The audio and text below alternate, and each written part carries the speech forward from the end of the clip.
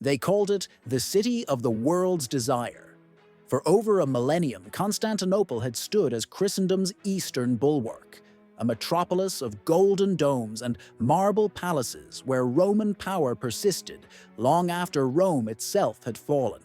But on the moonless night of May 28, 1453, Emperor Constantine XI walked the ancient Theodosian walls alongside his exhausted defenders, knowing that with dawn would come the final assault.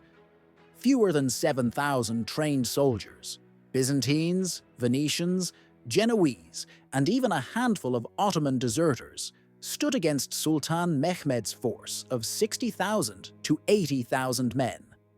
The 21-year-old conqueror had spent months positioning his revolutionary cannons, floating his ships over land, and probing for weaknesses in the legendary defenses. What followed was not merely the end of an empire, but perhaps history's most dramatic last stand. A moment when the medieval world pivoted toward modernity on the fulcrum of human courage and technological revolution. The purple imperial boots echoed hollowly through the vast corridors of the Great Palace as Constantine XI Palaiologos made his way to the coronation that would seal his fate. It was January 6, 1449, in Mistras, not in the shadow of Hagia Sophia, where emperors had been crowned for 1,000 years, but in a provincial capital in the distant Peloponnese. Constantine, the fourth son of Manuel II, had inherited what Byzantine chroniclers would later call a damnosa hereditas, a ruinous inheritance. The empire that had once stretched from the Danube to the Euphrates now barely controlled more territory than a modest medieval duchy. By Constantine's accession, Byzantium consisted essentially of Constantinople itself, a few scattered Aegean islands, and the despotate of Morea, where he now stood to receive his crown. The great walls of Constantinople still stood, but they enclosed a city that had become a collection of villages separated by empty fields and ruins, a skeletal reminder of the queen of cities that had once housed 1 million souls. The catastrophe had been brewing for over a century. Constantine's grandfather, Andronikos III, had managed to claw back some territorial gains and restore a measure of stability. But his sudden death in 1341 had unleashed the ultimate catastrophe, a vicious civil war that would shatter the empire beyond repair. The 10-year-old John V Palaiologos, Constantine's father's predecessor, had become a pawn in a deadly game between rival factions. John Cantacuzenos, the empire's most powerful nobleman and military commander, found himself declared an enemy of the state by a regency dominated by ambitious courtiers and the scheming patriarch John XIII. What followed was not merely a dynastic squabble, but an apocalyptic carnival of destruction. Both sides hired foreign mercenaries, Turks, Serbs, even Catalans, who operated with terrifying independence, pillaging Byzantine lands with impunity. The irony was exquisite in its horror. In their desperation to claim the throne of the Roman Empire, the claimants were systematically destroying the empire itself. When Cantacuzenos finally triumphed in 1347, he had done so with Ottoman help. The future conquerors of Constantinople were already inside the gates as allies. But destiny had saved its cruelest blow for last. In 1347, the same year that saw the end of the Civil War, ships from the Genoese trading post of Kaffa in the Crimea brought more than exotic goods to Constantinople's harbors. They brought the Black Death. The historian Nikephoros Grigoras, who lived through the nightmare, recorded the stark reality.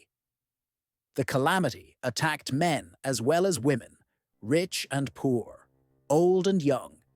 It did not spare those of any age or fortune. No one could help anyone else. Between 1347 and the 1420s, 8 separate outbreaks of plague would sweep through what remained of Byzantine territory. The streets of Constantinople reeked with unburied corpses. The great churches fell silent. Families burned down their own homes in desperate attempts to halt the disease's spread. At the height of the pandemic, many believed that they were witnessing the end of the world. And for the Byzantine Empire, they nearly were. When Constantine took the throne, he was inheriting the remnants of this cascade of disasters. A man described by contemporaries as primarily a soldier, he had spent his career fighting impossible odds in the Peloponnese, where he and his brothers had managed to recover most of the peninsula from Frankish control. In 1444-1446, he had even launched a daring campaign into central Greece, a final flicker of the old Byzantine ambition to reclaim lost territories. But by 1449, ambition had given way to mere survival. The Ottomans now controlled virtually all of Anatolia and much of the Balkans. Hungarian King Ladislaus III had died at the catastrophic Battle of Varna in 1444, ending the last serious Western attempt to halt Ottoman expansion. Venice and Genoa were more interested in profitable trade with the Sultan than in financing a new crusade. Even the Pope, despite his theological concerns about Orthodox heresy, lacked the influence over Western monarchs that Byzantines desperately hoped he possessed. Constantine's mother, Helena Dragash, had been his most trusted advisor, a woman whom the scholar Gemistos Plethon compared to Penelope for her wisdom and fortitude. But she had died, leaving the emperor to navigate between competing counselors who often disagreed with each other and with him. Lucas Notaras, the Megas-Dou who served as the empire's unofficial prime minister, remained loyal but represented the old Byzantine aristocracy's sometimes rigid thinking. Andronikos Palaiologos Kantacouzenos, the Megas Domestikos, frequently clashed with the emperor's strategic decisions. As Constantine gazed out from the walls of Maestra toward the sea, he must have contemplated the stark mathematics of survival. The Ottoman Sultan Mehmed II was young, ambitious, and commanded resources that dwarfed anything Byzantium could muster. The legendary walls of Constantinople had never fallen to a direct assault, but they had been built in an age before gunpowder. The world was changing with brutal efficiency, and Constantine found himself standing at the fulcrum where the medieval age would pivot into something entirely new. The purple had never weighed more heavily on any emperor's shoulders. In accepting the crown that winter day in Mystras, Constantine the Palaiologos was not just becoming the master of a dying empire. He was volunteering to write its final chapter with his own blood. On the cold morning of February 18, 1451, a 19-year-old prince rode through the gates of Edirne to claim a throne that had already been his once before. Mehmed II was no ordinary sultan ascending to power. He was a young man who had tasted both triumph and humiliation, whose childhood had been stripped away by political necessity, and whose mind burned with a single, consuming obsession: Constantinople. The prince who entered the Ottoman capital that winter morning carried the weight of prophecy on his shoulders. From his earliest years, his spiritual mentor Akshemseddin had whispered to him the sacred hadith: "Constantinople shall be conquered indeed. What a wonderful leader will that be! And what a wonderful army will that army be." The words of the Prophet Muhammad had become the defining rhythm of Mehmed's heartbeat, the driving force behind every strategic calculation, every diplomatic maneuver, every sleepless night spent studying maps of the Queen of Cities. But prophecy alone had not forged this young sultan. Mehmed's path to power had been carved through a crucible of brutal education that would have broken lesser men. At age 5, he had been torn from his mother's arms and sent to Amasya to serve as provincial governor, a cruel Ottoman tradition designed to harden princes for the ruthless realities of imperial rule. There, far from the comforts of the palace, the boy had been placed under the tutelage of scholars who demanded perfection in Arabic, Persian, Greek, and Latin. By adolescence, he could recite the histories of Alexander the Great and Julius Caesar from memory, finding in their conquests both inspiration and instruction.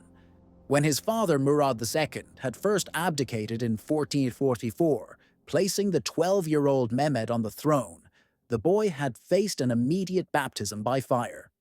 European powers, sensing opportunity in the apparent weakness of a child ruler, had organized a massive crusade that threatened to tear the Ottoman Empire apart. But young Mehmed had not cowered. Instead, when the crisis reached its peak at Varna, he had made the most audacious decision of his young life, summoning his retired father back from monastic seclusion to lead the Ottoman army to victory. The victory at Varna had saved the empire, but it had cost Mehmed his throne. The powerful Grand Vizier, Sandarlı Halil Pasha, who had never trusted the ambitious young sultan, engineered a revolt of the Janissaries and forced Murad II to resume power. For 5 long years, Mehmed had been exiled to Manisa, stripped of all authority save the hollow title of Sultan. But those years had not been wasted. They had been a period of intense preparation, guided by 2 men who would shape his destiny.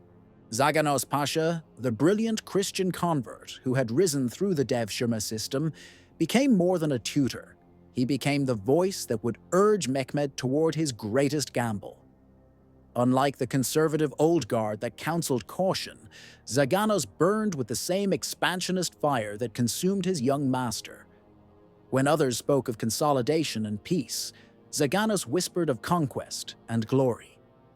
During those years in Manisa, he filled Mehmed's mind with detailed plans for the assault on Constantinople, teaching him that the Ottoman Empire must always expand or risk stagnation and death. But it was Akşemseddin who provided the spiritual foundation for Mehmed's unprecedented ambition. The white-bearded sheikh, whose ascetic discipline had bleached his hair and beard to match his flowing robes, was far more than a religious advisor. He was a scholar of medicine and pharmacy, a mystic whose mathematical precision could predict the movement of celestial bodies, and most crucially, a man who could read the signs that others missed. When European courts celebrated Mehmed's return to power in 1451, assuming the young sultan would prove malleable and weak, Akşemseddin assured his protege that they had gravely miscalculated. The Europe that dismissed 19-year-old Mehmed as inexperienced failed to understand what 8 years of preparation had wrought. This was not the frightened boy who had been thrust onto the throne during a crisis. This was a brilliant military strategist who spoke 5 languages fluently, who had devoured every treatise on siege warfare ever written, and who had spent years assembling the intellectual and technological tools necessary to achieve the impossible. Within months of his ascension, Mehmed began revealing the scope of his vision. While sending reassuring diplomatic messages to European courts, he quietly commenced construction of the massive fortress that would become known as Rumeli Hisari on the European shore of the Bosphorus. The fortress, built with stunning speed during 1452, sat like a stone throat across the strait, choking off all naval access to Constantinople from the Black Sea. Paired with the existing Anadoluhisar fortress on the Asian side, it gave the Ottomans complete control over the Bosphorus and Constantine V's lifeline to potential aid. But Mehmed's masterstroke was his recruitment of Urban, the Hungarian gunsmith whose genius would revolutionize siege warfare. When the brilliant engineer had first approached Constantine XI, offering to build massive cannons for the Byzantine defense, the emperor's empty treasury could not meet Urban's price. Mehmed, learning of this missed opportunity, immediately dispatched agents to bring Urban to Edirne with promises of unlimited resources and the chance to create weapons beyond anything the world had ever seen. In the foundries of Edirne, Urban began crafting the instruments of destiny. His masterpiece, a bronze behemoth nearly 30 feet long, with a bore over 2 feet wide, could hurl a stone ball weighing over 1,300 pounds across more than a mile. It was a weapon that belonged more to mythology than military engineering, and its thunderous voice would announce the dawn of a new age of warfare. As 1453 approached, Mehmed's preparations took on an almost supernatural precision. He had neutralized potential threats through carefully crafted peace treaties with Venice and Hungary. He had assembled an army that stretched across the horizon, between 60,000 and 80,000 elite troops, including the fearsome Janissaries, supported by a naval force of over 300 vessels. Most importantly, he had surrounded himself with men who shared his vision of making the impossible inevitable. On quiet nights in the palace at Edirne, Mehmed would climb to the highest tower and gaze toward the west, where Constantinople lay shrouded in darkness. The city had withstood every assault for over 1,000 years. Its walls had turned back Arabs, Bulgars, Russians, and even his own Ottoman predecessors. But those walls had been built in an age before gunpowder, before men like Urban could forge thunder from bronze, before sultans like Mehmed could channel the dreams of 8 centuries into a single, devastating assault. The young sultan knew that when spring came to the Bosphorus in 1453, he would either emerge as the fulfiller of ancient prophecy or perish as another failed pretender to greatness. There would be no middle ground, no negotiated settlement, no honorable retreat. Constantinople would be Ottoman, or Mehmed would die beneath its walls. In the distance, thunder rumbled. Or perhaps it was merely the sound of Urban's cannons being tested in the foundries of Edirne, each shot echoing across the sleeping empire like the heartbeat of destiny itself. On the bitter morning of January 29, 1453, the watchers on Constantinople's walls witnessed an extraordinary sight. 2 Genoese galleys cutting through the choppy waters of the Bosphorus, their banners snapping defiantly in the winter wind. But these were not traders coming to haggle over silk and spices. These ships carried 700 professional soldiers and a man whose very presence would transform the desperate mathematics of survival. Giovanni Giustiniani Longo stepped onto the quay with the bearing of a seasoned warrior. At 35, this scion of one of Genoa's most powerful families had already earned a reputation as a master of siege warfare, the dark art that would determine whether Constantinople lived or died. He had gambled his personal fortune on this expedition, recruiting 400 battle-hardened Genoese and 300 experienced fighters from the island of Chios, men who understood that they were sailing toward what might be their final battle. Constantine XI met the Genoese commander within hours of his arrival, and what passed between them in that first encounter would echo through the final chapter of Byzantine history. The emperor, exhausted by months of frantic preparation and diplomatic pleading, found himself face to face with a professional soldier who radiated competence and grim determination. Giustiniani surveyed the emperor with calculating eyes. Here was no trembling figurehead, but a warrior prince who had spent his career fighting impossible odds in the Peloponnese. Their conversation was brief, but decisive. Giustiniani offered his expertise and his men's lives. Constantine offered supreme command of the city's land defenses and the title of protostrator, effectively making this foreign mercenary the second most powerful man in what remained of the Roman Empire. It was a measure of the empire's desperation and the emperor's wisdom that such authority could be granted to a man who had arrived barely hours before. But Giustiniani brought more than military skill to Constantinople's defense. In the polyglot confusion of the city's defenders, Greeks suspicious of Latins, Venetians feuding with Genoese, civilians terrified of professional soldiers, he proved to be a master diplomat. The three-way ethnic tension that could have shattered the defense from within was carefully managed by a commander who understood that survival required unprecedented cooperation.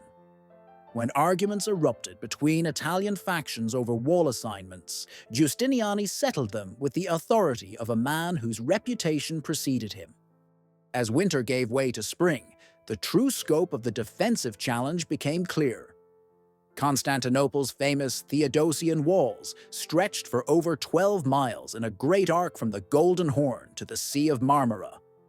These massive fortifications, built in the 5th century and strengthened over 800 years of siege warfare, had never fallen to direct assault. The system was a masterpiece of military engineering: an outer wall, a broad terrace, and a towering inner wall 60 feet high, punctuated by massive towers that could enfilade attackers with crossfire. But Justiniani's experienced eye detected troubling weaknesses. The earthquake of 1446 had damaged sections of the wall, and while repairs had been made, they were not always to the original standards. More critically, certain sections had been built in different eras with varying levels of strength. The Lycus River Valley, where ancient streams had cut through the defenses, presented a particularly vulnerable point where the land dropped away and the walls were necessarily lower. Constantine had already begun the grim work of preparation during the dark winter months. The emperor had already carefully had the walls repaired, bringing neighboring villagers inside the city and transporting the recently harvested wheat to the city 6 months before the expected siege. Church treasures had been melted down to pay soldiers' wages. Silver coins bearing Constantine's desperate features would survive as testament to these final months of preparation. The human mathematics were sobering. At the end of March 1453, Constantine ordered a census that revealed, in spite of the great size of our city, our defenders amounted to 4,173 Greeks, as well as just 200 foreigners. Even with Justiniani's reinforcements and the various Western volunteers, the total force would barely reach 8,000 men to defend 12 miles of walls against an Ottoman army 10 times their size. Justiniani's strategic plan was audacious in its simplicity. Rather than spreading the thin defensive force equally along the entire perimeter, he proposed concentrating the best troops at the most vulnerable points, while relying on the strength of the walls themselves to compensate for lighter defenses elsewhere. The main force would hold the land walls facing west, the only approach where Mehmed's great cannons could be brought to bear effectively. The deployment became a careful chess game of personalities and capabilities. Justiniani positioned himself and his 700 professional soldiers on the right of the most critical area between St. Romanus, Topkapi, and Carisius, Edirnekapi, gates, where Constantine himself would command. This central section included the vulnerable Lycus Valley, where the heaviest fighting was expected. The Venetian forces, despite their republic's official neutrality, contributed significantly to the defense. Ambassador Girolamo Minotto, caught between diplomatic duty and personal conviction, chose honor over safety and remained to fight. His fellow Venetians took responsibility for key sections including the palace gates and portions of the Golden Horn defenses. The Genoese, despite their traditional rivalry with Venice, were integrated into a unified command structure that prioritized tactical efficiency over ancient grudges. But as March turned to April, the defenders received increasingly ominous reports from scouts and refugees. Mehmed's preparations were nearing completion. The massive cannons cast by Urban were being dragged across the countryside by teams of oxen, their bronze barrels gleaming like instruments of divine wrath. Ottoman regiments were converging from across the empire: Janissaries from Edirne, Turkish cavalry from Anatolia, Christian auxiliaries from the Balkans, naval squadrons from Gallipoli. The psychological pressure was immense. 7 Italian ships with around 700 men, despite having sworn to defend Constantinople, slipped out of the capital the moment Justiniani arrived, their captains apparently concluding that the Genoese commander's arrival meant the siege was truly imminent. Each departure weakened not just the numerical strength, but the morale of those who remained. Constantine understood that the approaching siege would be unlike anything Constantinople had ever faced. Previous Ottoman assaults had relied primarily on conventional siege techniques: scaling ladders, battering rams, mining operations. But Mehmed's cannons represented a technological revolution that could blast through masonry that had defied 8 centuries of assault. The emperor ordered the construction of earthwork reinforcements behind the stone walls, creating a second line of defense from packed soil and timber that might absorb the impact of cannonballs. As April dawned, the final preparations took on an almost ritual intensity. On April 2nd, the emperor ordered the gates to the city closed and a great chain stretched across the Golden Horn. The massive links floating on wooden pontoons to prevent Ottoman naval forces from attacking the vulnerable seawalls. The great chain, forged from iron links each weighing hundreds of pounds, stretched from the tip of Constantinople across to the Genoese quarter of Galata, effectively sealing off the city's primary harbor. Giustiniani made his final inspections of the walls, checking each tower, each gate, each potential weakness. His men took their positions with the grim professionalism of soldiers who understood that they were writing the final chapter of a thousand-year story. The Genoese had come to Constantinople not for glory or gold, but because they recognized that the fall of the last Christian stronghold in the East would unleash consequences that would reshape the entire world. On the morning of April 5th, 1453, the horizon darkened with dust clouds. Mehmed's vast army was approaching Constantinople, and with it came the thunder of Urban's great cannons, the glitter of 80,000 weapons, and the destiny of empires. Inside the city, on walls that had protected emperors since the age of Theodosius, fewer than 8,000 defenders prepared to hold back the storm. The siege of Constantinople was about to begin. The knock on Constantine XI's palace door in early 1452 should have changed the course of history. When the guards announced that a Hungarian cannon founder named Urban sought an imperial audience, they were ushering in a man who carried the power to save or destroy Constantinople. Urban, tall, weathered from years working forges across the volatile Balkans, had heard whispers that the young Ottoman Sultan was gathering the tools of war. The master craftsman had come to offer the Byzantine Emperor the most coveted skill of the age, the ability to cast bronze cannons that could shatter stone walls. Constantine received Urban with keen interest. The emperor had witnessed artillery in action at the Hexamilion Wall, where cannon fire had smashed through fortifications that had stood for centuries. Here was a chance to turn the technology of destruction into salvation. But when Urban outlined his requirements, vast quantities of bronze, timber for massive forges, and a salary befitting his legendary skills, Constantine's heart sank. The imperial treasury, drained by decades of territorial losses and civil wars, could barely afford to pay the palace guards, let alone fund an artillery program. Desperately, Constantine offered Urban a modest stipend from the empire's dwindling reserves, hoping to retain the engineer's services until proper funding could be secured. For weeks, Urban waited in Constantinople's increasingly empty palaces, watching the emperor melt down church treasures to mint coins for soldiers' wages. The sight of silver chalices and golden reliquaries being fed into the furnaces told its own story of imperial desperation.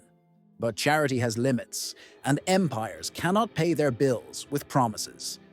When Constantine's meager funds ran dry, Urban made a decision that would echo through eternity. In late 1452, the Hungarian engineer slipped out of Constantinople and made his way north to Edirne, carrying with him detailed knowledge of the city's defenses and an intimate understanding of their vulnerabilities. Mehmed II received Urban like a prophet bearing divine revelation. The young sultan immediately showered the engineer with gifts that dwarfed anything Constantine could have offered. Unlimited bronze from the empire's mines, forests worth of timber, workshops filled with the finest tools, and a salary that reflected Urban's true worth. But Mehmed wanted more than just cannons. He wanted weapons that would make the impossible inevitable. "Can you build a cannon powerful enough to breach the walls of Constantinople?" Mehmed asked, his dark eyes reflecting the firelight from Urban's demonstration forge. Urban's response would become legendary. "I can cast a cannon of bronze with the capacity of the stone you want. I have examined the walls of the city in great detail." I can shatter to dust not only these walls with the stones from my gun, but the very walls of Babylon itself. In the foundries of Edirne, Urban began creating instruments of apocalypse. His first masterpiece emerged in early 1453, a 27-foot-long bronze monster that required 8 inches of solid metal to contain the explosive force within its chamber. The barrel's bore measured 30 inches across, wide enough for a man to crawl through on hands and knees. This colossal weapon could hurl a stone ball weighing over 1,500 pounds across more than a mile of battlefield. In January 1453, Mehmed ordered a test firing outside his palace. The great gun was hauled into position and loaded with a massive stone projectile. When the lit taper touched the firing hole, the explosion was so tremendous that it shattered windows throughout Edirne and could be heard 12 miles away. The stone ball buried itself 6 feet deep in the soft earth over a mile distant, and pregnant women throughout the city reportedly miscarried from the shock.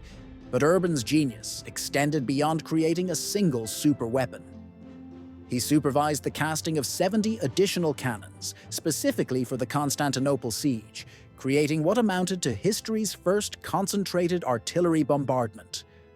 The smaller guns, firing 200 to 500-pound projectiles, could maintain a much higher rate of fire than the great cannon, which could only be fired 7 times per day without cracking from the immense heat and stress.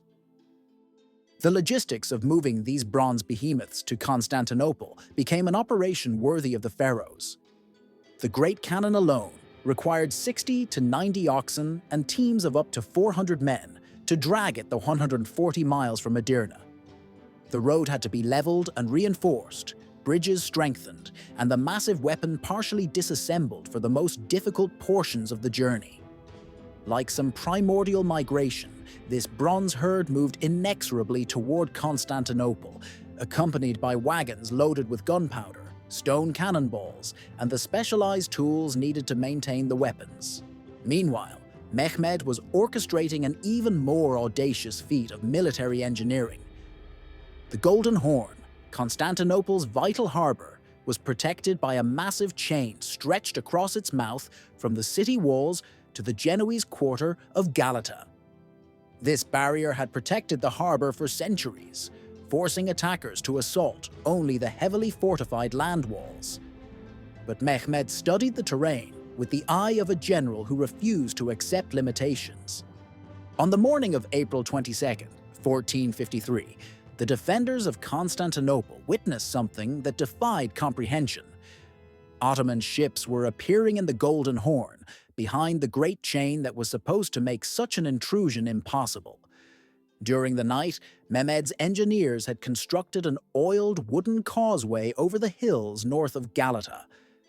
Using logs as rollers and teams of men and oxen, they had physically dragged 70 to 80 Ottoman galleys out of the Bosphorus, across the narrow peninsula, and down into the Golden Horn. The sight of enemy warships materializing where they should not exist broke something fundamental in the defenders' understanding of what was possible. The seawalls along the Golden Horn had been built lower than the land walls, never designed to resist a major assault.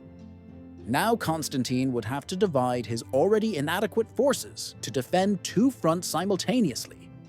The Byzantines attempted a desperate counterstrike, launching fire ships against the Ottoman fleet now anchored in their harbor. But Mehmed's naval commanders were prepared.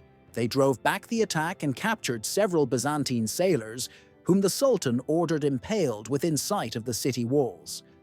Constantine retaliated by executing 260 Turkish prisoners on the ramparts, their bodies left hanging as grim testament to the brutality that sieges bred. By early May, Mehmed had positioned his artillery in 14 or 15 batteries along the land walls at the most vulnerable points. Urban's great cannon, which the Greeks had begun calling basilica, the royal gun, was placed directly opposite the Sultan's red and gold tent, so Mehmed could personally observe its performance.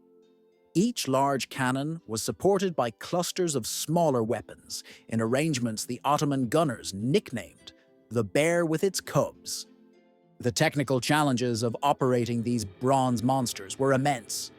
The great cannon had to be cooled with massive quantities of olive oil after each shot to prevent the bronze from cracking.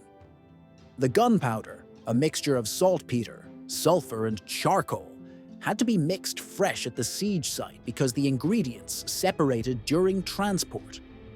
The tremendous recoil killed several gun crews, and hairline fractures appeared in the bronze after each firing, requiring constant maintenance by urban specialists. Despite these limitations, the psychological impact was devastating. When the first coordinated bombardment began on April 6th, the very stones of Constantinople seemed to cry out in anguish.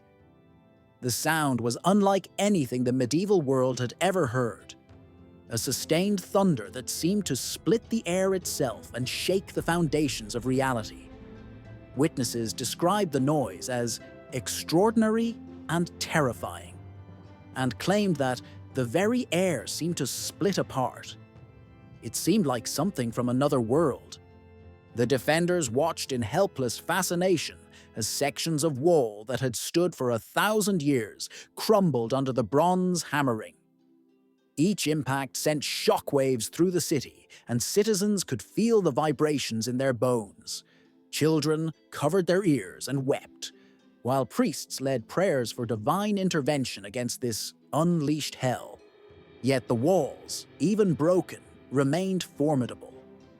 The Byzantine engineers, led by a Scotsman named Johannes Grant, worked frantically each night to repair the damage. They filled breaches with earth, stones, timber, and anything else they could find, sometimes rebuilding entire sections before the next day's bombardment resumed. The double wall system that had protected Constantinople for centuries still provided advantage. Even when the outer wall was breached, attackers would find themselves trapped in the killing ground between the walls, exposed to crossfire from the massive inner fortifications. As April turned to May, Urban's great creation began to show its limitations. The bronze was developing stress fractures that even oil baths and constant maintenance could not prevent. The Hungarian engineer, working desperately to keep his weapons functional, understood that time was running out. For the cannons, for the siege, and quite possibly for himself. Each shot might be the cannon's last, and each day brought them closer to either triumph or catastrophic failure. Standing in the shadow of his bronze monsters, Urban must have contemplated the irony of his situation. A single decision, Constantine's inability to meet his price, had transformed him from the potential savior of Byzantium into the architect of its destruction. The walls that might have stood forever against traditional siegecraft were crumbling before weapons he had created with his own hands.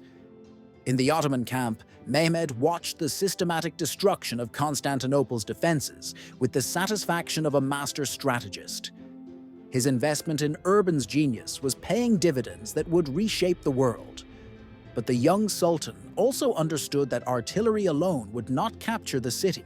The final victory would require the perfect coordination of his bronze titans with the human courage of his janissaries, and that test was rapidly approaching. The earth shook at dawn on April 6, 1453. Urban's great cannons, positioned in their carefully prepared batteries along the western walls, erupted with a thunderous roar that seemed to tear the fabric of reality itself. The bombardment had begun, and with it commenced the systematic destruction of walls that had protected Constantinople for over 1,000 years. From the ramparts, Constantine XI watched in fascination and horror as sections of the legendary Theodosian walls, stones that had defied Arabs, Bulgars, and countless other would-be conquerors, crumbled like sand castles before the bronze fury of Ottoman artillery. The great cannon's first shot landed with earth-shaking impact, sending a shower of ancient masonry cascading into the defensive ditch. Dust clouds rose like funeral pyres over the wounded fortifications. But the defenders were not merely passive spectators to their own destruction. Even as the Ottoman guns thundered, Byzantine engineers led by the resourceful Johannes Grant began the desperate nightly ritual that would define the siege, the race to repair faster than the enemy could destroy. When darkness fell on that first terrible day, teams of soldiers, civilians, women and children poured out of the city gates with wheelbarrows full of stones, earth, timbers, and anything else that could fill the breaches. Working by torchlight and moonbeam, they constructed makeshift barriers of rubble and earth that paradoxically proved more effective against cannon fire than the original stone walls. The loose fill absorbed the impact of cannonballs rather than shattering dramatically, while packed earth could be quickly replaced when blown apart. Constantine himself worked alongside common laborers, his imperial hands bleeding from hauling stones, demonstrating the desperate egalitarianism that crisis breeds. The first major test came on April 7th, when Ottoman infantry probed the initial breach for weaknesses. Mehmed's soldiers advanced under cover of continuous artillery fire, their scaling ladders and siege hooks glinting in the smoky dawn light. But Giovanni Giustiniani's professional soldiers were ready for them. The Genoese crossbowmen, positioned along the inner wall, sent volleys of bolts into the advancing ranks, while Greek fire, that legendary Byzantine secret weapon, poured down from above in streams of liquid flame. The assault was repulsed with bloody efficiency, leaving Ottoman corpses piled in the defensive ditch. But both sides understood this was merely the opening move in a deadly chess game that would continue until one player could no longer protect their king. As the days passed, a grim routine emerged. The Ottoman cannons would thunder from dawn until dusk, methodically pulverizing sections of wall, while smaller guns maintained harassing fire to prevent repair work during daylight hours.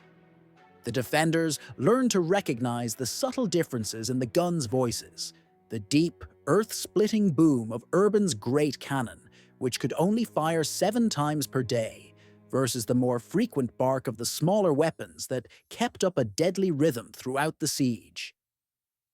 Constantine established his command post at the most vulnerable section of the walls, where the Lycus River had historically provided attackers with their best approach. Here, the emperor could be found at all hours, consulting with Giustiniani, encouraging exhausted defenders, and personally directing the positioning of the city's few cannons. The sight of their purple-clad emperor sharing their dangers provided an incalculable boost to morale during those dark April days. But Mehmed was not content to rely on artillery alone.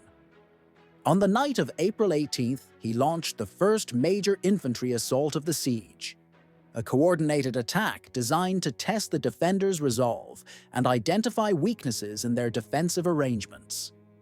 At 2 in the morning, the night exploded with the terrifying cacophony of Ottoman war drums, trumpets, and the ululating battle cries of thousands of soldiers charging through the darkness. The assault came in waves, exactly as Giustiniani had predicted. First came the Bashi bazooks, irregular troops, poorly armed but numerous, whose role was to exhaust the defenders and fill in the defensive ditches with their own bodies if necessary. Behind them advanced the better-equipped Anatolian regiments, professional soldiers with siege ladders, ropes, and portable bridges. The plan was for these successive waves to wear down Byzantine resistance until the elite Janissaries could deliver the killing blow. The sound was indescribable, thousands of men screaming war cries while cannons and arquebuses filled the air with smoke and flame. Constantine, fighting alongside his men on the ramparts, later described the experience as witnessing the very gates of hell thrown open. The darkness was lit by muzzle flashes, burning arrows, and the eerie glow of Greek fire, creating a hellish tableau that seemed to exist outside normal human experience. For 4 hours, the battle raged along the entire length of the western walls. Ottoman soldiers threw up scaling ladders only to have them pushed back by defenders wielding long pikes and pouring boiling oil. Others attempted to undermine the walls with portable rams and picks, but were driven back by sorties of heavily armed Genoese professionals. At the Blachernae section, where the walls were oldest and weakest, the fighting was particularly intense as Ottoman engineers tried to widen existing cracks with hammers and chisels, while Byzantine defenders rained crossbow bolts down upon them. The critical moment came when a group of Janissaries nearly succeeded in establishing a foothold on the outer wall near the St. Romanus Gate. For several terrifying minutes, Ottoman banners flew from the ramparts as the elite soldiers fought to expand their breakthrough. But Giustiniani had anticipated this possibility, maintaining a mobile reserve specifically for such emergencies. Leading a countercharge of his best men, the Genoese commander personally drove the Ottomans back in hand-to-hand combat that left the top of the wall slippery with blood. When dawn broke on April 19th, the defenders could see the terrible cost of their victory. The ditches were choked with Ottoman dead, while the walls themselves were scarred and battered but still standing. Modern estimates suggest the Ottomans may have lost as many as 18,000 men in that single night's assault, a staggering casualty rate that demonstrated both the effectiveness of Constantinople's defenses and the ferocious determination of its attackers. But the morning also revealed ominous signs for the future. Large sections of the outer wall had been damaged beyond repair, and the defenders' ammunition was running dangerously low. More troubling still, the Ottoman army showed no signs of demoralization, despite their heavy losses. Instead, Mehmed's engineers were already at work improving their siege techniques, moving artillery closer to the walls, and beginning construction of protective mantlets that would shield future assault troops. The next day brought an unexpected miracle that briefly lifted the defenders' spirits. 4 ships appeared on the horizon, 3 Genoese vessels sent by the Pope carrying desperately needed supplies, and an Aragonese ship loaded with grain. The Ottoman navy, under Admiral Baltoglu, moved to intercept these vessels, leading to a spectacular naval battle that the defenders could watch from the walls, like spectators at a deadly theater performance. The Christian ships, aided by a fortuitous southwest wind, fought their way through the Ottoman blockade with remarkable skill and courage. Their crews used Greek fire and superior seamanship to outmaneuver the Ottoman galleys, while the heavy ship's high sides provided protection from enemy boarding attempts. When the relief vessels finally dropped anchor in the Golden Horn, their holds full of grain and their crews intact, the entire city erupted in celebration. But Mehmed's reaction to this embarrassment was swift and terrible. The young Sultan, watching the defeat of his navy from the shore, flew into one of his legendary rages. Admiral Baltoglu was stripped of his command and narrowly escaped execution, while the Sultan publicly ordered that any future naval failures would result in the immediate impalement of the responsible officers. The message was clear. Such humiliations would not be tolerated again. This setback only spurred Mehmed to greater innovation. Within days, Ottoman engineers began implementing the audacious plan to transport ships overland into the Golden Horn, circumventing the great chain that protected the harbor. Meanwhile, the bombardment continued with methodical precision, each day bringing new damage to walls that were becoming increasingly difficult to repair. As April turned toward May, both sides began to understand that they were engaged in something unprecedented in the annals of siege warfare. This was not merely a contest between attacker and defender, but a fundamental clash between the medieval world and the emerging modern age, between walls built to resist swords and catapults, and cannons that could reduce stone to rubble, between the ancient tactical wisdom of Byzantium and the technological innovation of an expanding empire. Standing on his battered walls each evening, Constantine XI could see the Ottoman campfires stretching to the horizon like a field of fallen stars. The emperor knew that time was running out, not just for his city, but for an entire civilization. The first assaults had been repelled, but they had also revealed the mathematical inevitability of the siege's conclusion. Unless a miracle occurred, divine intervention, or a massive relief force from the west, Constantinople would eventually fall to the bronze monsters that thundered each dawn like the voice of an angry god. The question was no longer whether the city would fall, but how long its defenders could delay the inevitable, and whether their sacrifice would be remembered as a heroic last stand or merely the final spasm of a dying empire. As the cannons resumed their deadly rhythm with each sunrise, that answer drew closer with every thunderous shot. In the smoky dawn of late April, as Ottoman cannons resumed their daily thunder, the defenders of Constantinople had begun to take on the worn, hollow-eyed appearance of men living beyond the normal boundaries of human endurance. Yet among them, moved figures whose courage had already passed into legend, whose names would be whispered in taverns and painted in frescoes long after the last stone fell silent. At the Blachernae Palace, where the newer walls met the ancient Theodosian fortifications, Girolamo Minato faced each morning with the peculiar burden of a man caught between two worlds. As Venice's bailo, the Republic's chief diplomat in Constantinople, Minato was officially bound to maintain his city's precarious neutrality with the Ottoman Empire. Venice's merchants had prospered for decades under Turkish protection, and the Serenissima's official policy was to avoid antagonizing Mehmed II at all costs. But Minato had made a choice that transcended diplomatic protocol. On April 6th, as the siege began in earnest, he had abandoned his comfortable palace near the Golden Horn and moved to the front lines at Blachernae. There, surrounded by the nervous energy of impending battle, he had summoned all Venetians in the city to an extraordinary assembly in the church of San Marco. With Emperor Constantine himself present, Minato had imposed an ultimatum on his countrymen: remain and fight, or face a crushing fine of 3,000 ducats, more wealth than most men would see in a lifetime. The decision split families and friendships down the middle. Some Venetian captains quietly slipped away in the night, their ships disappearing into the Marmara darkness. But others, inspired by Minato's example, chose honor over profit. Among them was Alvese Diedo, who commanded the small Venetian naval force with the grim professionalism of a man who understood he was writing his own epitaph in salt spray and cannon smoke. Beside Minato at Blachernae stood the three Bocchiardo brothers, Paolo, Antonio, and Troilo, Genoese gentlemen whose family had sent them to Constantinople on what should have been a routine trading mission. Instead, they found themselves commanding sections of the most vulnerable walls in Christendom. The Bocchiardos had volunteered for this posting, specifically because it was where the fighting would be heaviest, where Mehmed's Janissaries would concentrate their elite assault troops. Antonio, the eldest, was a veteran of Mediterranean sea battles.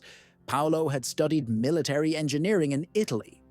Troilo, barely 20, possessed the reckless courage that made him invaluable in desperate moments.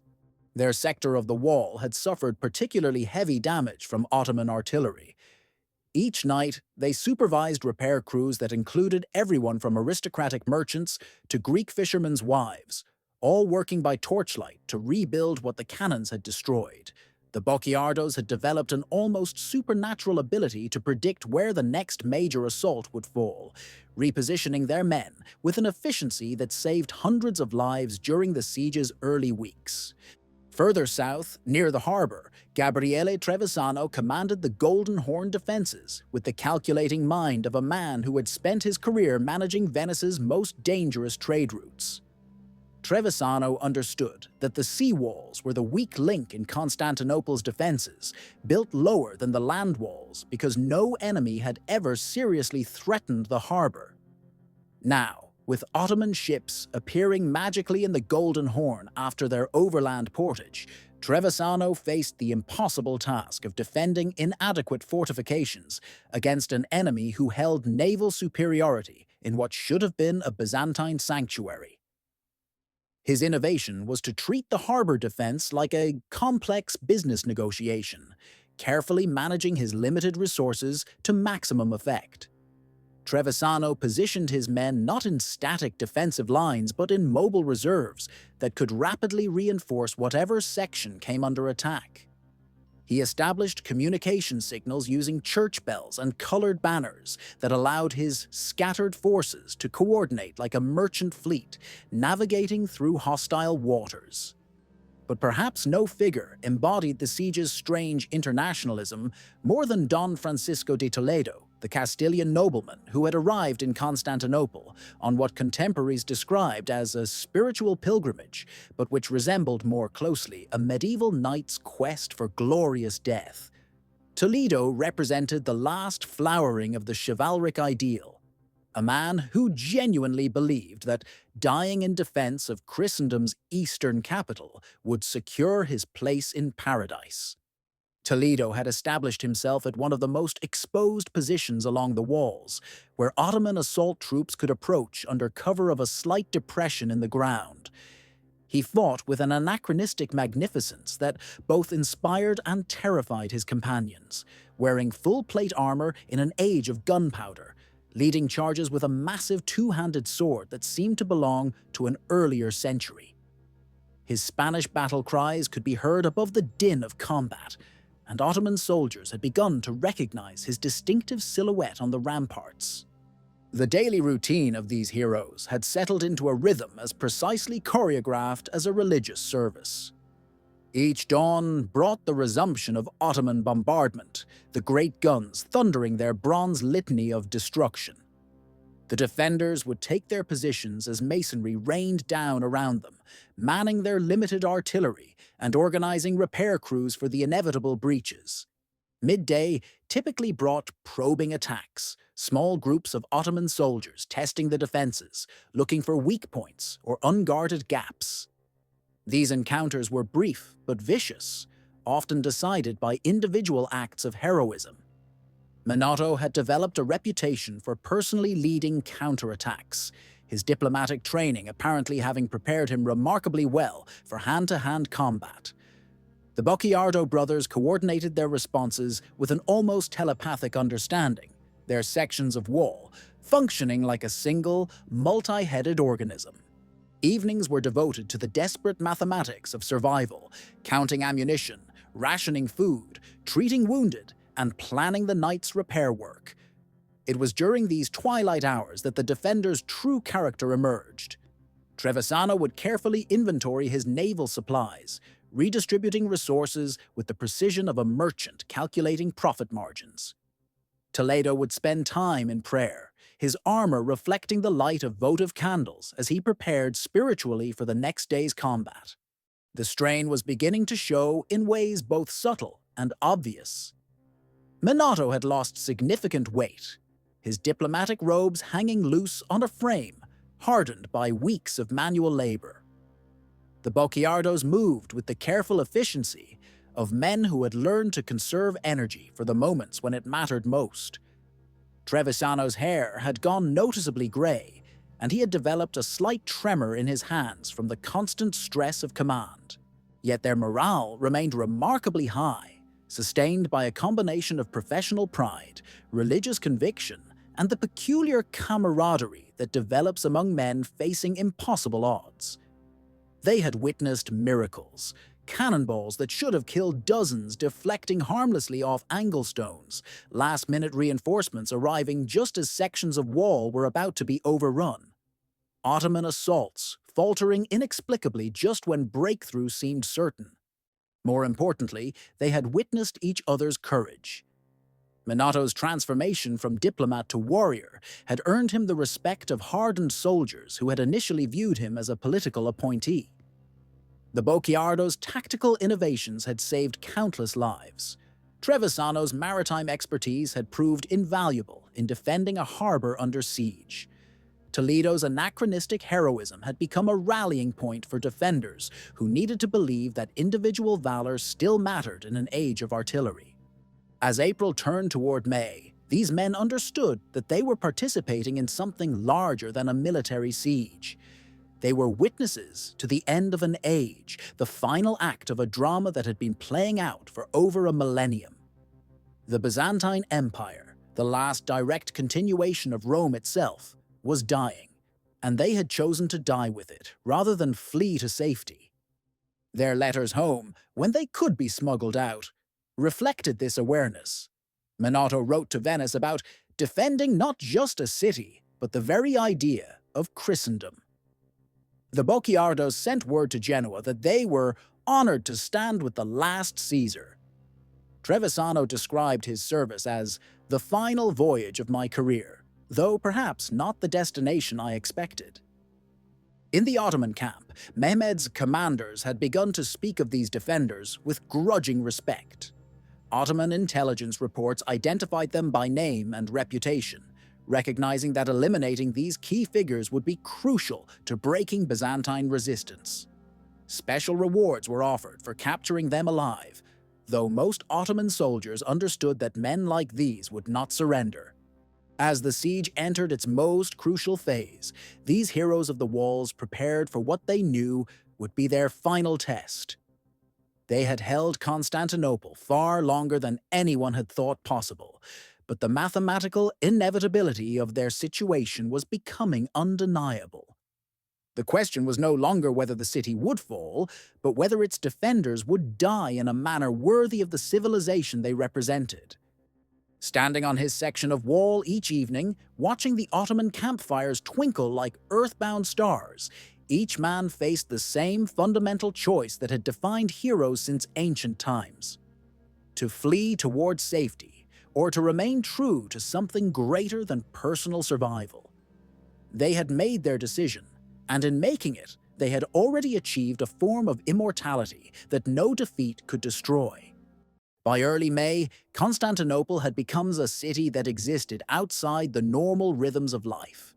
The sun rose each morning not to herald a new day, but to announce the resumption of destruction.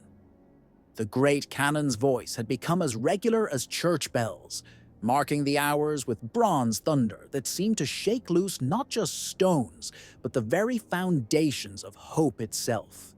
Food had become the enemy's most potent weapon. The Ottoman blockade had transformed the Queen of Cities into a vast prison where each meal might be the last. Committees formed to distribute increasingly meager rations, but their efforts could not disguise the arithmetic of starvation. Children grew hollow-eyed and listless. Elderly citizens simply disappeared from their posts along the walls, too weak to continue. Even the defenders were beginning to abandon their positions, not from cowardice, but from the terrible realization that their families were slowly dying behind them. Archbishop Leonardo of Chios moved through the city like a walking memento mori, recording the slow collapse of morale in careful detail. Merchants who had once hoarded food now sold their treasures for scraps of bread. The famous markets of Constantinople, once filled with silk and spices from across the known world, now offered only handfuls of grain at prices that would have purchased a ship in better times. Some opportunists still profited from misery, but even their stores were dwindling toward the mathematical inevitability of famine. It was in this atmosphere of creeping despair that the earth itself became a battlefield. Mehmed, frustrated by the resilience of the Theodosian walls, had ordered his engineers to pursue a more subtle approach: mining. Under the direction of Zaganos Pasha, teams of Serbian sappers, specialists recruited from the silver mines of Novo Brdo, began their subterranean assault on the foundations of Christian civilization. The sound of their work became audible to the defenders as a low, persistent scratching that seemed to come from the bowels of hell itself. Working in shifts around the clock, the miners carved narrow tunnels through the clay and stone beneath the walls, their ultimate goal being to excavate large chambers that could be filled with gunpowder and collapsed, bringing down entire sections of fortification in a single, devastating explosion. But Constantine the Bourbon possessed a secret weapon that Mehmed had not anticipated. Johannes Grant, a mysterious engineer whom contemporary sources described variously as German or possibly Scottish. a man whose origins remained as obscure as his methods were effective. Grant had arrived in Constantinople as part of Giovanni Giustiniani's contingent, but his expertise in military engineering quickly made him invaluable to the defense effort. Grant's countermining operations became a deadly chess game, played in absolute darkness beneath the city. Using a technique of almost supernatural precision, he would fill large water barrels and watch for ripples that indicated underground vibrations. These tremors revealed the location and direction of Ottoman tunnels with an accuracy that seemed miraculous to his contemporaries. Once a tunnel was detected, Grant would begin his own excavation, racing to intercept the enemy miners before they could complete their work. The underground battles that followed belonged to a different order of warfare entirely. In the suffocating darkness of tunnels barely wide enough for a man to crawl through, defenders and attackers fought with knives, clubs, and whatever weapons could be wielded in such cramped spaces. Grant's men carried primitive flamethrowers, kerosophanes filled with Greek fire that could fill an entire tunnel system with liquid flame, incinerating everything within. On May 16th, Grant achieved his first major victory when his countermining operation intercepted an Ottoman tunnel near the St. Romanus Gate. The resulting underground battle was brief but vicious, ending when Grant's men poured Greek fire into the enemy excavation. The screams of burning miners echoed through the tunnels like voices from Dante's Inferno, audible even to defenders on the walls above. When the flames finally died, Grant's teams found the charred remains of an elaborate tunnel system that would have brought down a crucial section of wall. 3 days later, on May 19th, a similar victory was achieved near the Blachernae section, where Ottoman miners had nearly completed a chamber large enough to house a massive gunpowder charge. Grant's intervention came literally hours before the planned detonation, and the subsequent countermining operation captured 2 Turkish officers alive. Under interrogation, a process that medieval warfare made both systematic and brutal, they revealed the locations of the remaining tunnel systems.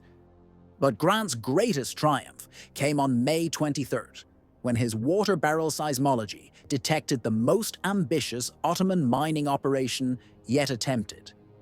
A tunnel network designed to collapse the entire central section of the Theodosian walls. Working with desperate speed, Grant organized a massive countermining effort that involved nearly every available man in the city. Citizens who had never held weapons found themselves crawling through underground passages, carrying tools and explosives toward a confrontation that would determine whether Constantinople stood or fell. The battle lasted 3 days and nights in conditions that defied human endurance. Grant himself led the deepest penetration into Ottoman territory, crawling through passages so narrow that armor could not be worn. Armed with nothing but a knife and a small pot of Greek fire, when his team finally reached the main Ottoman chamber, they found a cavern packed with enough gunpowder to reduce the walls to rubble. The explosion that followed, as Grant's men ignited the Ottoman supplies, was felt throughout the city. Windows shattered, horses reared in terror, and for a moment, both armies paused in their activities, uncertain whether the world itself was ending. When the smoke cleared, a massive crater marked the spot where Constantinople's most dangerous enemy had been neutralized, not by sword or cannon, but by the courage of men willing to fight in absolute darkness for causes larger than themselves. Yet even these victories could not disguise the siege's relentless mathematics. Each day brought new damage that strained the defenders' ability to repair. Urban's great cannon continued its methodical destruction, and smaller artillery pieces maintained a constant harassment that prevented effective reconstruction work during daylight hours. The Ottoman fleet in the Golden Horn now included floating batteries that could bombard the sea walls with impunity, forcing Constantine to divide his already inadequate forces across multiple fronts. Most devastating of all was the psychological pressure of complete isolation. On May 23rd, the same day as Grant's underground triumph, A small ship that had been sent to scout for Venetian relief returned with news that shattered what remained of Byzantine hope. The horizon was empty. No fleet was coming. No relief force was marching overland. Constantinople stood alone against forces that could afford to lose 10 men for every defender that fell. Constantine's advisors began their final arguments for evacuation. His father, Manuel II, had abandoned the city during Bayezid's siege in 1399, living to fight another day and eventually reclaiming his throne. But the world of 1453 offered no such possibilities. There was nowhere to retreat, no Byzantine territory beyond Constantinople's walls where an emperor in exile could maintain the fiction of imperial continuity. The city's spiritual leaders had begun interpreting every unusual event as a divine portent. The unexpected fog that blanketed Constantinople on May 26th was seen by many as the Holy Spirit departing from Hagia Sophia, abandoning the city to its fate. Others claimed to see strange lights dancing around the cathedral's dome, some believing them to be angels gathering to witness the empire's final hour, others hoping they might be the campfires of a relief army that existed only in desperate imagination. In the Ottoman camp, Mehmed maintained the careful balance between confidence and caution that had defined his approach throughout the siege. The young sultan understood that while victory was mathematically certain, the manner of that victory would determine his legacy. A quick, decisive triumph would establish him as a conqueror, worthy of history's great commanders. A prolonged, bloody siege might win the city, but damage his reputation and his army's morale. As May drew toward its end, both sides prepared for what everyone understood would be the final phase of the siege. The Ottomans had systematically eliminated every advantage that had protected Constantinople for over a millennium. The Great Chain had been bypassed, the walls were breached and weakening, the underground defenses had been neutralized, and hunger was accomplishing what armies had failed to achieve for 8 centuries. Standing on his walls each evening, Constantine XI could see the Ottoman campfires extending to the horizon like a field of fallen stars. The emperor had made his choice long ago, but now even his closest advisors understood that they were no longer fighting for victory. They were fighting for the manner of their dying, for the words that would be written about this final chapter, for the memory of an empire that had preserved the light of civilization through 1,000 years of darkness. The grinding siege had achieved what no previous enemy had managed. It had reduced the heirs of Caesar to a choice between honor and survival. For Constantine and his defenders, there was no choice at all. On the evening of May 28, 1453, Constantine the Bavon stood before his assembled commanders in what would become the most poignant council of war in the annals of military history. The room, a chamber in the great palace that had once witnessed the deliberations of emperors who ruled from Britain to Mesopotamia, now contained fewer than 30 men preparing to defend the final remnant of an empire that had endured for over 1,000 years. The emperor's face bore the weight of those centuries. At 49, Constantine had aged visibly during the siege, his dark hair now streaked with gray, his lean frame made gaunt by the shared hunger of his people. But his voice, when he spoke, carried the authority of Caesar himself, the unbroken chain of legitimacy that stretched back through Justinian to Augustus and beyond. "My brothers and fellow soldiers," he began, his words echoing in the lamplit chamber. "The hour has come when the enemy of our faith wishes to oppress us even more closely by sea and land with all his engines and skill." The assembled defenders, Greeks and Italians, Orthodox and Catholic, emperor and commoner, listened with the intensity of men who understood they were hearing history's final verdict on their world. Constantine turned first to the Venetians, led by the wounded but determined Girolamo Minato. "Noble Venetians, my dearest brothers in Christ, courageous men, experienced and seasoned fighters. Often have you dealt death to the multitude of the sons of Hagar with your shining swords and grace. Their blood has flown in streams at your hands. I implore you today to become, with all your souls, the defenders of this city caught in the misfortunes of such a war. For you have come to know her as your second homeland and mother forever. The Genoese contingent, led by the pale but resolute Giovanni Giustiniani, his recent wound still visible beneath his armor, received their own address.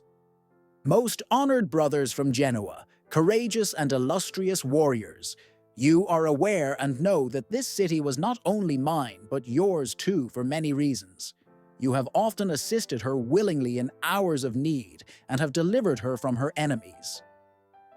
But it was his final words that would echo through the ages, transforming military necessity into spiritual testament. As to surrendering the city to you, it is not for me to decide or for anyone else of its citizens, for all of us have reached the mutual decision to die of our own free will, without any regard for our lives. The response was immediate and overwhelming. Hardened warriors who had faced death countless times found themselves moved to tears. They declared their readiness to die for Christ and their homeland, embracing one another with the fierce tenderness of men who knew they would not see another sunset.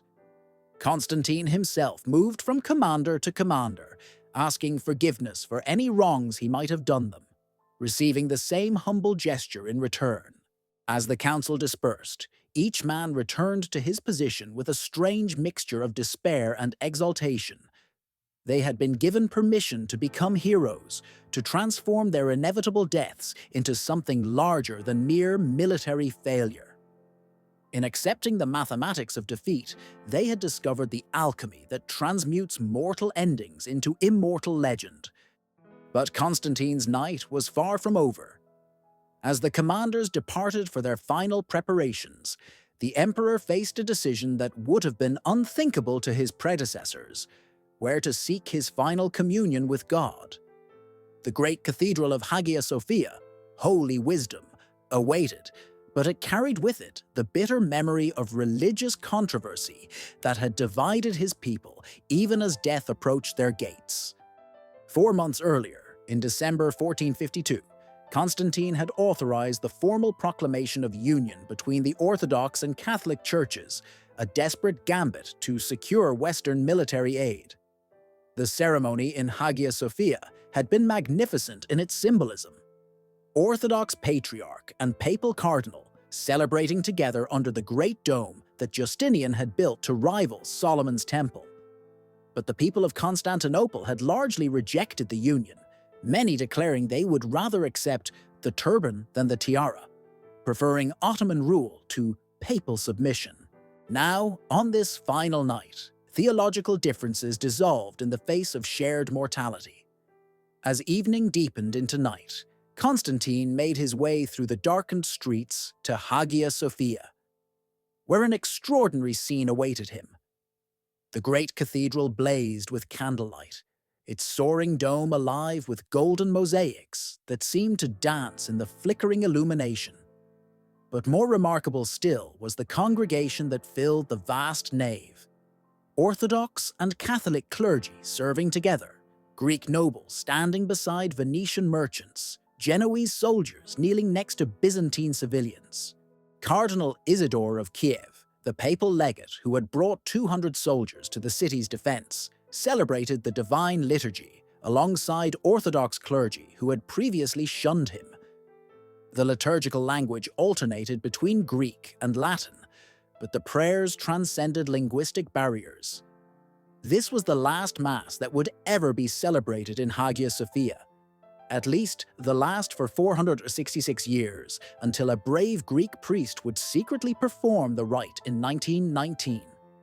The emperor himself received communion from both traditions, symbolically uniting in his person the divided halves of Christendom. Around him, nobles and commoners wept openly, asking forgiveness from one another, embracing across the ethnic and religious lines that had seemed so important just hours before. Many present understood that they were witnessing not just the end of an empire, but the end of an age, the final moment when East and West stood united under a single dome. As the service concluded, Constantine lingered in the cathedral that had been the spiritual heart of his empire for 9 centuries. The building itself told the story of Byzantium's rise and decline, Justinian's original construction representing the empire at its height, the later mosaics reflecting centuries of artistic achievement, the recent cracks in the dome mirroring the fractures that had ultimately doomed the state. But if Hagia Sophia was the empire's spiritual center, its physical heart lay in the great palace complex where Constantine had been born and raised. From the cathedral, the emperor made his way through the ancient corridors to the palace that had housed Roman emperors since Constantine the Great had moved the capital from the Tiber to the Bosphorus. Here, in rooms where his ancestors had received ambassadors from Charlemagne and Harun al-Rashid, Constantine bade farewell to his household. The scene was intimate and heartbreaking. Servants who had attended the imperial family for generations knelt to receive their emperor's final blessing. Constantine asked forgiveness from all present, embracing men and women who had known him since childhood. There were no grand gestures or imperial pronouncements, just a man saying goodbye to the people who had comprised his world. His personal secretary, George Francis, made one final desperate plea for the emperor to escape, while darkness still offered concealment. Ships could slip away from the harbor. A small boat could carry Constantine to safety in the Peloponnese, where Byzantine authority still existed. From there, he could continue the fight, rally support from Western Europe, perhaps return with a great army to reclaim his capital. Constantine's response revealed the depth of his understanding of what was ending. This was not merely the loss of a city that could be retaken by military force. The world that had created and sustained the Byzantine Empire, the delicate balance between East and West, the synthesis of Roman law and Greek culture, the Christian empire that had preserved classical civilization through the Dark Ages, was dying. Even if he escaped, even if he raised armies and returned, the essential thing would be gone forever. To surrender this city is neither in my power, nor in the power of anyone here, he told Francis. We are all prepared to die, and shall do so without regret. The words carried no bravado, no theatrical posturing. They were simply the statement of a man who understood his duty with perfect clarity.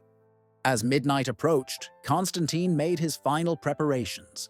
He removed his imperial regalia, the purple boots that marked him as Caesar, the diadem that had been worn by emperors since Diocletian, the ceremonial sword that represented his authority over the Roman world. These symbols would only mark him for special attention from Ottoman soldiers seeking valuable prisoners. Tonight, he would die not as an emperor, but as a soldier. From the palace, he made his way through the sleeping city to the walls where his men waited. Constantinople lay eerily quiet, its usual nighttime sounds muffled by the tension of impending battle. Occasional church bells rang out across the darkness, not calling the faithful to prayer, but marking the hours until dawn and the final assault that all knew was coming. On the walls themselves, the defenders maintained their vigil with the grim professionalism of men beyond hope, but not beyond duty. Giustiniani's Genoese checked their crossbows and counted their bolts. Minato's Venetians sharpened their swords and adjusted their armor. The Bacchiardo brothers made their final inspection of the artillery, ensuring that Constantinople's few cannons would at least give a good account of themselves. Throughout the night, small signs revealed the approaching climax. Ottoman campfires burned brighter than usual as Mehmed's army prepared for the assault. The sound of hammering carried across the darkness as siege equipment was assembled and positioned. Most ominously, the great cannons fell silent for the first time in weeks, Urban's bronze monsters being loaded with the charges that would herald the final attack. In the Ottoman camp, Mehmed II was conducting his own final preparations. The young sultan had gambled his reputation and his dynasty's future on this siege. Success would establish him as the greatest of Ottoman rulers, the conqueror who had achieved what generations of his predecessors had failed to accomplish. Failure would likely mean his deposition and possibly his death. Ottoman politics did not forgive weakness in their rulers. But Mehmed's confidence had grown throughout the siege. His artillery had systematically destroyed Constantinople's legendary defenses. His ships commanded the Golden Horn. His mining operations had been defeated, but they had demonstrated Ottoman ingenuity and determination. Most importantly, his agents within the city reported growing hunger, disease, and despair among the defenders. As dawn approached on May 29, 1453, both armies completed their final preparations. In Constantinople, Constantine XI walked the walls one last time, offering words of encouragement to defenders who needed no encouragement, checking positions that had been checked countless times before. His presence was all that mattered, the sight of their emperor sharing their fate, refusing the escape that would have been so easy to arrange. The mathematics of the coming battle were brutally simple. The Ottomans possessed overwhelming advantages in numbers, artillery, supplies, and morale.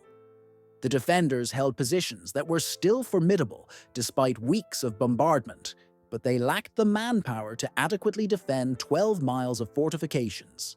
Unless divine intervention occurred and the ominous portents of recent days suggested that God had already rendered his verdict, Constantinople would fall before the sun set again. Yet in those final hours before dawn, something extraordinary had already occurred. A dying empire had discovered how to die with grace.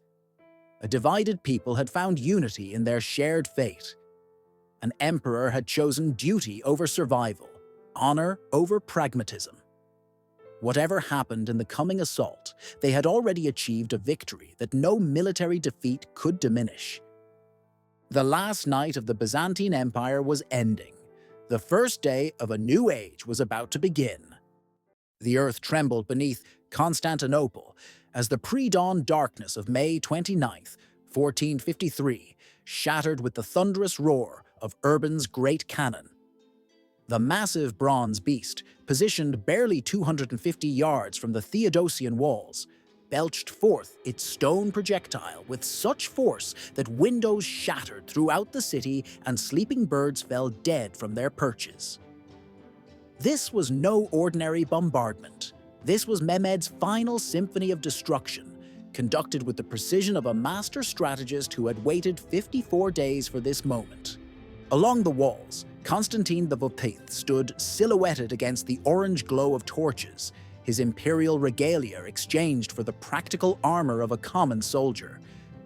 The purple had been shed. What remained was simply a man who refused to abandon his post.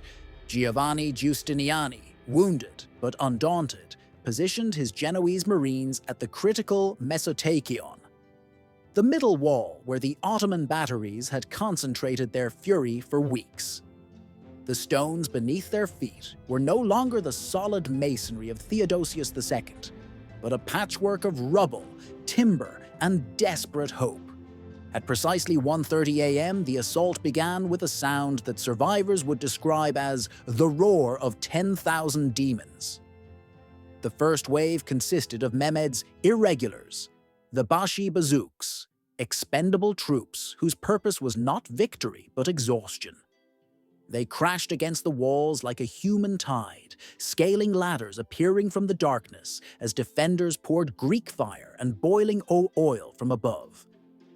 The Byzantines had learned to fight like cornered wolves, and every stone of their ancient city had become a weapon. But Mehmed was a chess master, playing 3 moves ahead.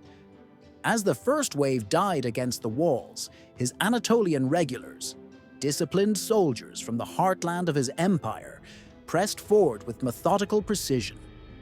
These were not the wild charges of the irregulars, but calculated assaults on specific weak points that Ottoman engineers had identified during weeks of careful observation. At the Gate of St. Romanus, a section of wall damaged by cannon fire became the focus of a concentrated attack that forced Giustiniani to personally lead a countercharge into the breach.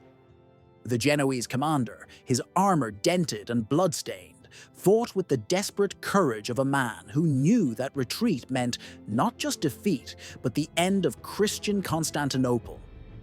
His men formed a human wall behind him, their crossbows and arquebuses creating a deadly curtain of fire that turned the narrow breach into a killing ground. For precious minutes, it seemed that skill and determination might triumph over overwhelming numbers. Then came the moment that would echo through history. A single Ottoman arrow, fired from the darkness beyond the torchlight, found its mark in Giustiniani's chest. The wound was not immediately fatal, but it was enough to send the Genoese leader staggering backward, blood seeping through the joints of his armor. His lieutenant, Maurizio Cattaneo, caught his commander as he fell, and in that instant of confusion, the tide of battle shifted. "The Genoese are retreating." The cry rippled along the walls in Greek, Italian, and a dozen other languages as Giustiniani's men carried their wounded leader toward the inner gates. It was not cowardice. The Genoese had fought with lion hearts for nearly 2 months. But war is as much about perception as reality, and the sight of their most capable defenders withdrawing sent waves of panic through the remaining defenders. Constantine XI, witnessing the crisis from his position near the palace, made a decision that would define him for eternity. Instead of retreating to the inner defenses, instead of attempting to negotiate surrender, the last Byzantine emperor drew his sword and ran toward the breach. "God wills it that my empire and my life should end together," he shouted to his remaining companions. "I shall never survive the fall of Constantinople."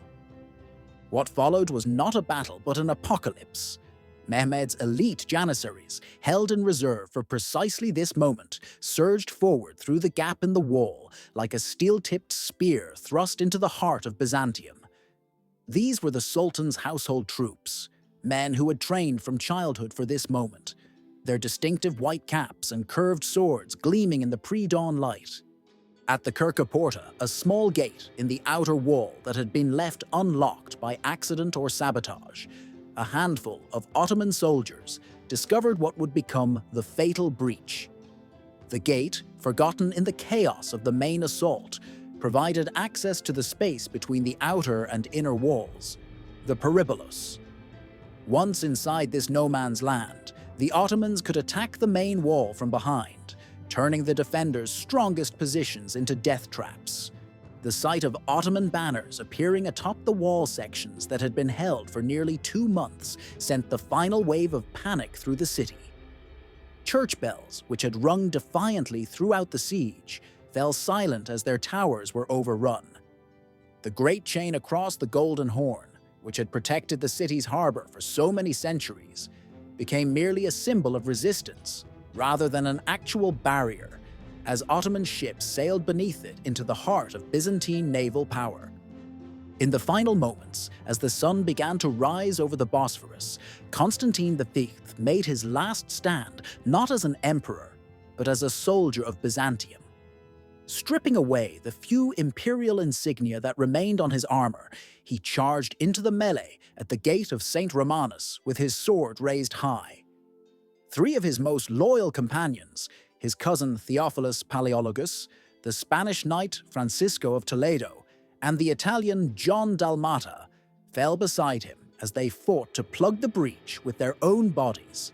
The emperor's final words, according to the few survivors who witnessed his end, were neither a prayer nor a curse, but a simple statement of fact. "The city is taken, and I am still alive." Then Constantine V Palaeologus, the last emperor of the Romans, disappeared into the chaos of steel and blood, his body never to be definitively identified among the thousands of dead that littered the breach in the Theodosian walls. By 8 a.m. on May 29, 1453, the last remnants of the Roman Empire, which had endured for over 1,000 years since the fall of Old Rome, had finally come to an end. The great bronze doors of Hagia Sophia, which had witnessed the prayers of 100 emperors, swung open to admit Sultan Mehmed II, who would soon earn the title Conqueror. The city that had been the Eastern Rome, the New Rome, the Queen of Cities, was now Ottoman Istanbul. But in those final hours of desperate resistance, as 7,000 defenders held their ground against odds of more than 10 to 1, something magnificent had occurred. The last Byzantines had not merely fought and died, they had transformed their defeat into a legend that would inspire resistance fighters for centuries to come. Their sacrifice at the breach became proof that courage could triumph over numbers, that honor could defeat overwhelming force, and that some things were indeed worth dying for.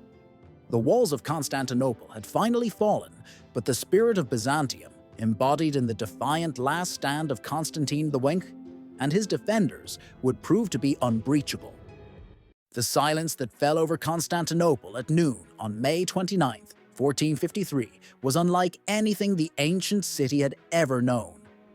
For the first time in over 1,000 years, no church bells rang the Angelus.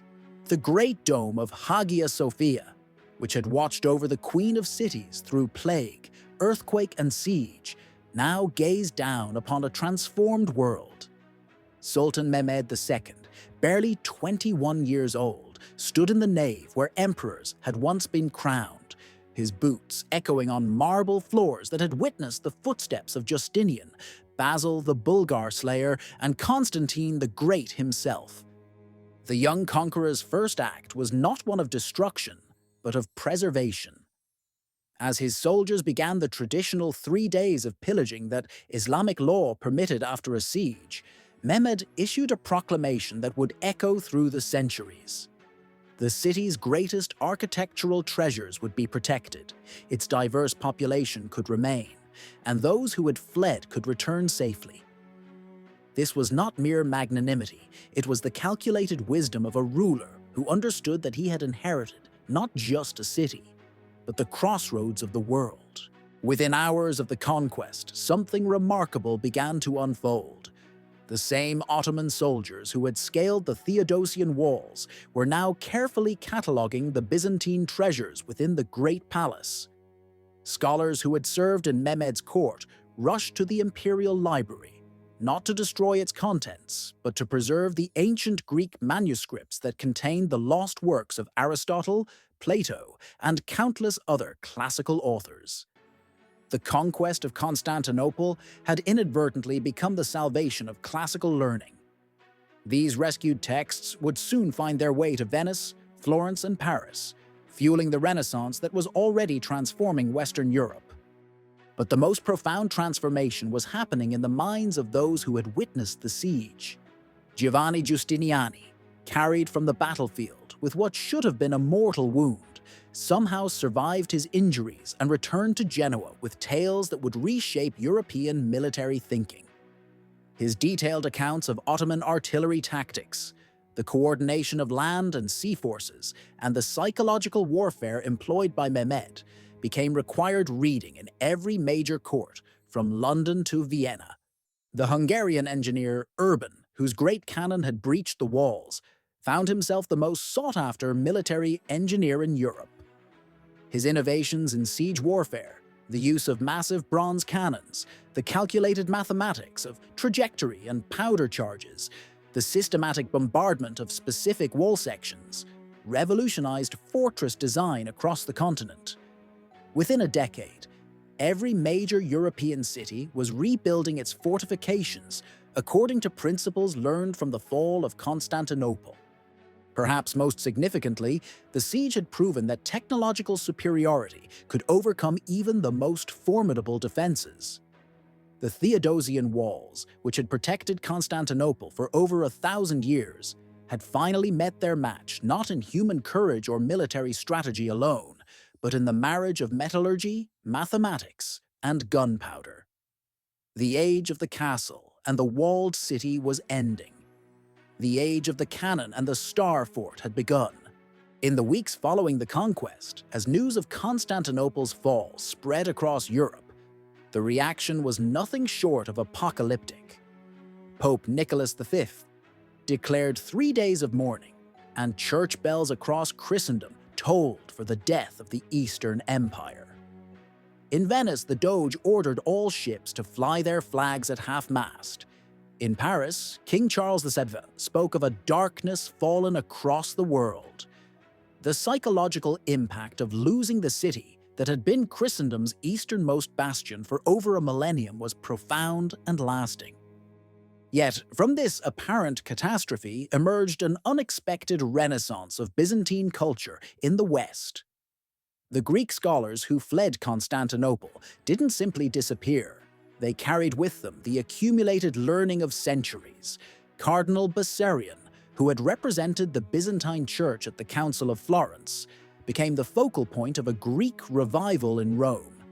His library, containing over 800 Greek manuscripts, became the foundation of the Vatican's Greek collection and helped preserve works that would otherwise have been lost forever.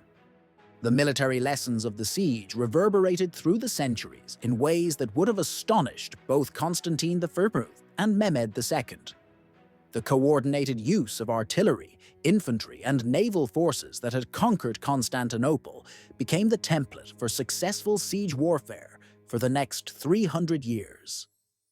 When Suleiman the Magnificent besieged Vienna in 1529, he employed tactics refined from his grandfather's conquest of Constantinople.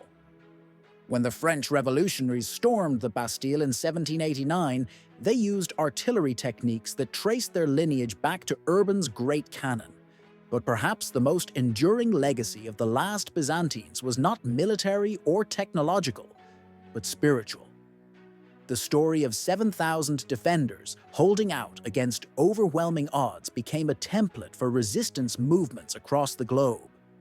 When the defenders of the Alamo faced Santa Anna's army in 1836, they consciously invoked the memory of Constantine II's last stand. When the Warsaw Ghetto fighters rose against the Nazis in 1943, they drew inspiration from the courage of the Genoese Marines who held the breach.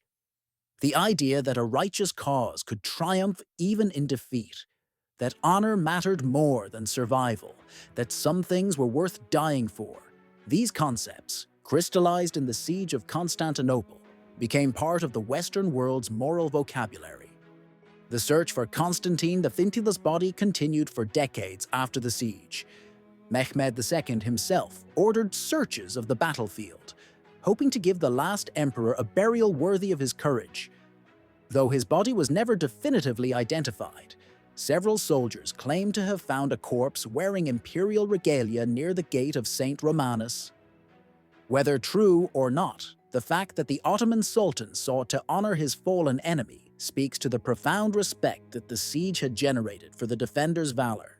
Today, visitors to Istanbul can still walk along the remnants of the Theodosian walls and see the exact spot where Urban's cannon breached the fortifications that had stood for 1,000 years. The Kirkaporta Gate, through which the fatal Ottoman penetration occurred, still exists, though it's now sealed with stone. In the courtyard of Hagia Sophia, now a museum, a simple plaque marks the spot where Mehmed II first set foot in the conquered city. But there is no monument to Constantine IV. His memorial is the story itself, the tale of impossible courage in the face of inevitable defeat. The last Byzantines had lost their city, their empire, and their lives. But they had won something perhaps more valuable. They had proven that the human spirit, when faced with overwhelming odds, could achieve a kind of immortality through sheer defiance. Their sacrifice became a beacon that would guide resistance movements, inspire military reforms, and fuel Renaissance learning for centuries to come. In the end, the siege of Constantinople was not just the death of an empire. It was the birth of a legend. And legends, as the last Byzantines discovered in their final moments on the walls, can be more powerful than empires. more enduring than bronze cannons, and more unbreachable than the mightiest fortifications ever built by human hands.